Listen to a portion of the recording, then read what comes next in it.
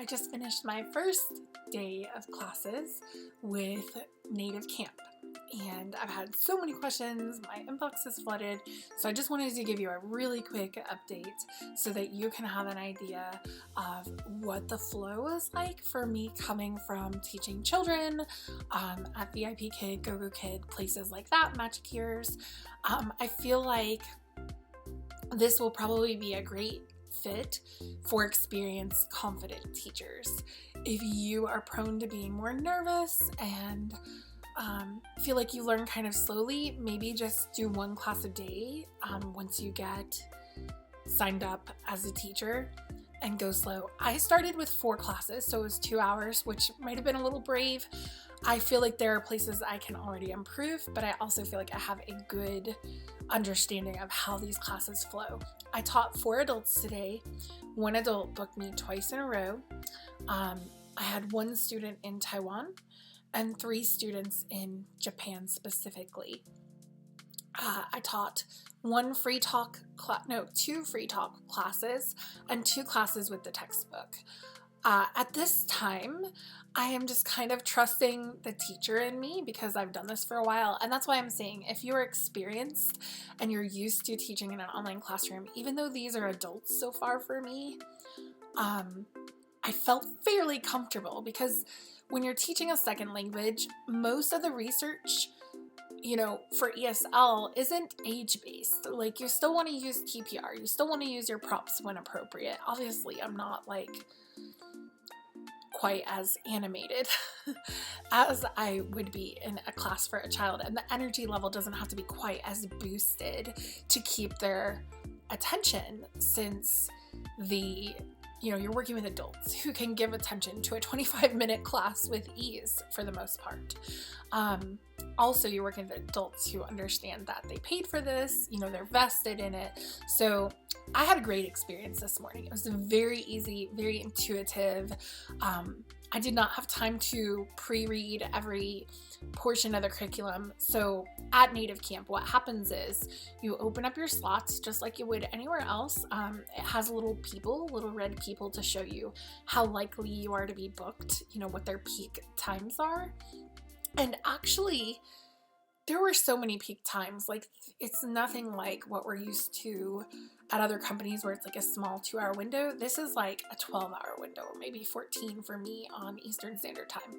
Now, I don't know what that translates to. I don't know if they really have so many students during that entire span.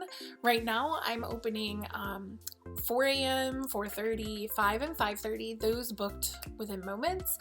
After teaching this morning, I went ahead and opened some more. I would absolutely be comfortable doing a 10-class streak like I've done at other companies previously.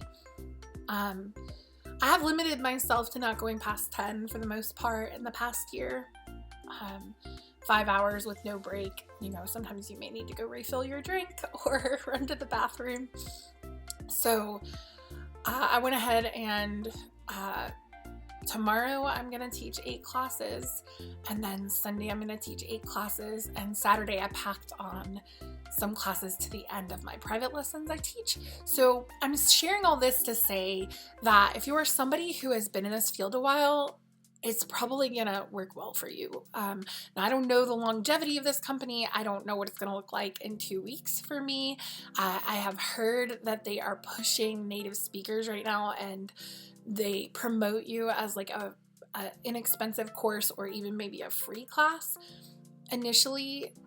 So maybe that's why I'm getting booked so quickly. I will continue to update you as the journey goes. But for right this moment, I'm very pleased. Like I said, I didn't have time to pre-read all the material, but it's so self-explanatory. I actually like that they have the scripting there. Now, did I stick to it verbatim? No, but I followed the flow requested in there. So when you click that you're on standby for your reserved class that's coming up, it will ding at you. You can't miss it. If you're paying attention, it's going to go ding, ding, ding. And it turns, I think, yellow up at the top of your screen. And it tells you, get on standby for your next class. So you get on standby, you are on camera immediately. I don't know their rules about whether you can cover or not. I chose not to. I'm treading lightly. It's the beginning with a company.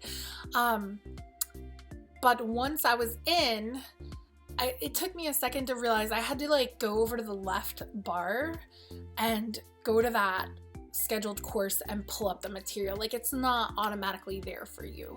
So you do have to go back over to your left bar and pull up the course for that student.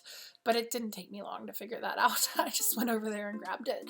And then in there, it tells you what to say, like introduce the title, go over these words, click play, listen, have the student repeat, have them. So it's very like, it's very much there for you, and I did appreciate that because as somebody who is used to following teacher directions, I was able to just jump right in.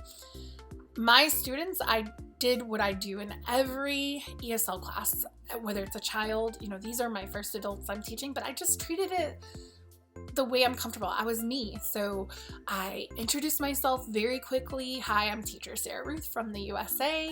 What is your name?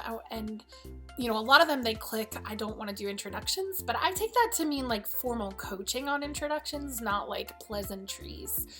You know, who wants to skip over pleasantries when you're meeting somebody for the first time? So I asked them their names so I could hear them pronounce their name, and I even told a couple people that. I was like, I know you requested no introductions. I hope you don't mind that I asked your name. I want to hear it so I can say it well. And it seemed received well by the students. They appreciated it. I taught a precious grandmother today twice. She was darling. She is caring for her elderly 95-year-old mother-in-law in her home. She has lived with her since she was married. She has a 6-year-old and a 2-year-old grandchildren, and she cooks their evening meal every night, and the whole family comes over, her son and her daughter-in-law, who are doctors. So during our free talk, I encourage, you know, you have the choice to pick topics from their chosen topics that have questions, or the student can prepare some things, and I had one student do that. It had guiding questions, and then you can also come up with your own. And so for me, I wanted to know about family. So I asked questions. I was like, can we discuss family? Can I talk to you about family and family relationships? And the grandmother, was very interested in sharing about her family. It was great English practice for her. So I would just say, if you are a teacher who has done this a while, this could be very easy for you. I know it was for me to just jump right in, be yourself, be personable. This is about the energy level that I had in the classes. You know, this is me. So I was me. If you're calmer, I really feel like they would receive that just fine too, so long as you are working with them on their pronunciation and focusing on how they are, you know, saying the words. And I did do comprehension checks. Like, I would stop and be like, do you have any questions about the material that we've gone over right now, or the vocabulary? And each time I did that, I could tell they did have questions, and they would ask me and we would go over it. That is not in the script. That's just me being a teacher.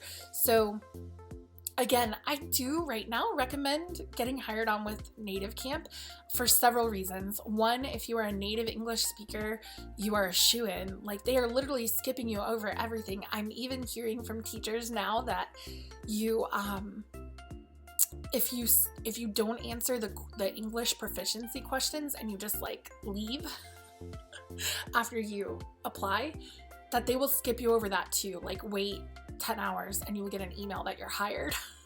So they're literally like straight up hiring native English speakers.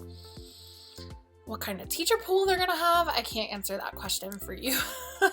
But what I can tell you is that as somebody who is comfortable teaching English as a second language, I just jumped right in, and I did watch their videos. They have a teacher toolkit.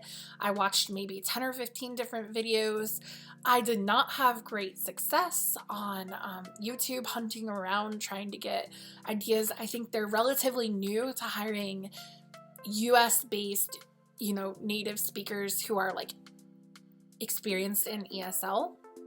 So I'm not sure that, like, most of the videos I was finding, it's like Filipino teachers or teachers from other countries, and that's great, but like, even with that, like, I just wasn't getting all the information I needed. So I will do my best. I'm not like a mega YouTuber. I will do my best to answer questions. You can put them down below. If you are interested in applying, I have another video that I just did yesterday that you can view, and it talks you through everything. And yeah, I'll try to update again, but I'll be on Facebook. You can find me there.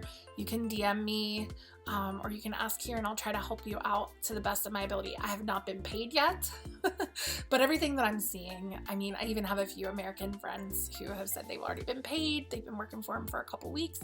So I don't have any concerns there. Like I said, my schedule is booking with ease. I just opened up more classes and I'm already booking them. So they're promoting us somehow initially, and I'll just keep you updated on how that progresses. Happy teaching!